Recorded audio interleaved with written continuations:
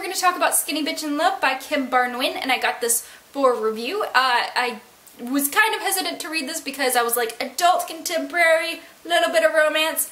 I don't know. As you can tell, getting a review book does not sway my opinion because I was like, I don't know, but as soon as I opened the book, blew me away. Clementine Cooper is a vegan chef at one of the best vegan restaurants in Los Angeles, and she gets fired because somebody slipped a little thing of butter in her dish. Stupid. So she has this little downward spiral for the rest of the day, maybe a little bit of the day later, and she gets together with her roommate and her best friend and her best friend's boyfriend, and they brainstorm a bit, and they help her out to come up with a plan and what she can do now. And they're like, you know what, you could start your own, not really catering, there's a little bit of catering in there, but most of it is mostly like teach people how to cook vegan cooking and learn how to be a skinny bitch, which is to cut the crap out of your life. And so she starts teaching people how to cook in their homes, but also she does one in her apartment with, there's Sarah, who is her roommate, and the basically the poster girl for Skinny Bitch, and being like, you know what, I'm gonna lose weight, I'm gonna be healthy, I'm gonna look great for my acting jobs and whatnot. And then there's the librarian dude, he who shall not be named, cause broke my heart. But anyways, and then there's, I believe her name is Eva, and she's a recent, not divorcee, but basically her husband cheated on her, and she's like, you know what, I'm gonna do something for myself. And so she's like, I'm gonna do this for me. In this book, Clementine is very much a vegan evangelist, and sometimes it comes off a little bit dictionary-ish. There would just be like, you know, a paragraph, and it just seemed like it was just copied and pasted out of like a textbook or something.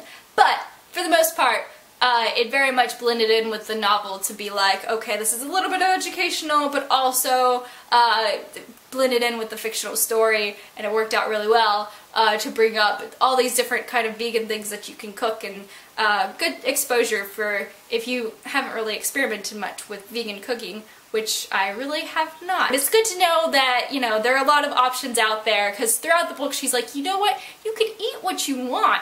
It just needs to be a little bit different, and it's still gonna taste good, because she tells people, she's like, you know, we're gonna make some vegan burritos or some pastries, and people are surprised by how, you know, how healthy it is, and she's like, yeah, it's good, and it's healthy for you.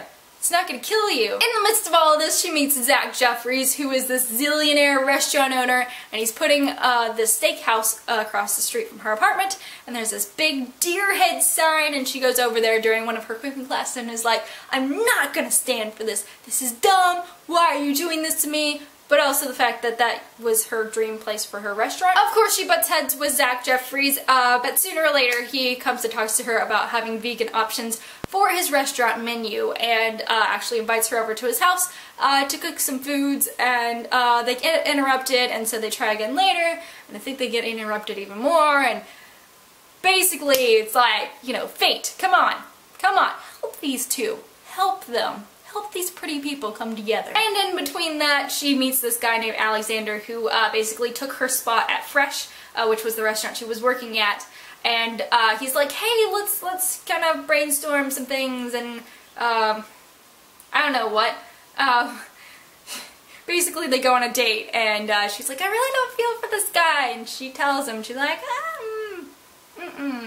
because she's a skinny bitch, and even though it's like about cutting people out of your life, or cutting crap out of your life, she's like, you know, I'm gonna be upfront with this guy, tell him how I feel, and so they kind of settle on being friends, not friend zone, don't get me wrong, no, don't go there. But they help each other out with events and stuff like that, and it's really cool, and I like their friendship. I like that the author didn't go for a love triangle, because, let's be honest, sometimes I'm just over the love triangle. While we're naming things that I love about this novel, I really liked that even though Zach was just wanting to hand her dreams and pay her way to stardom, or whatever you want to call it for chefs, she was like, you know, I need to do this on my own, and I understand that you're trying to be nice, and I understand where you're coming from, that you can pay for just about anything.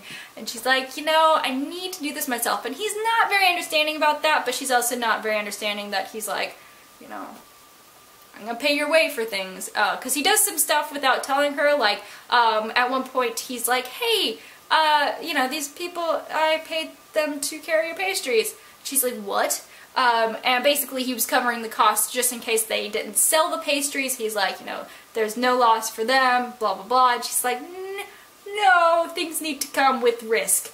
That's the part of business that you need to understand. And I know he understands risk. He has money. He's got to understand risk. But, yeah, I really like that she stood up for herself and was like, you know, I need to do this on my own. And that's another part of them button heads. They do it throughout the novel, and, you know, it works for them. It works for them. For whatever reason, they just talk in butting heads and blah, blah. But yeah, overall, I really enjoyed this novel. I really enjoyed the different messages it had for its readers, and just, it's wonderful. It really is. So if you're looking for a book that is like slightly edgy, witty, cooking, make you hungry while you eat it, read it, you're gonna start eating books. You're gonna start eating books. It's gonna make you have a hunger for books. Then this is the novel for you. I promise. It's really good. I really like it, and I want to read the rest of her books. Basically, this is the first fictional books that she has written, from what I read. But yeah, she does like the skinny bitch cookbooks and stuff like that I thought in high school was preaching for, you know, anorexia, but apparently not. Apparently is not offensive and crazy. No. What was 17-year-old me thinking? But I hope you are all having a great week, and I hope you go check out this book. It's great. I will put links below to where you could buy it. And have a great day. Keep reading.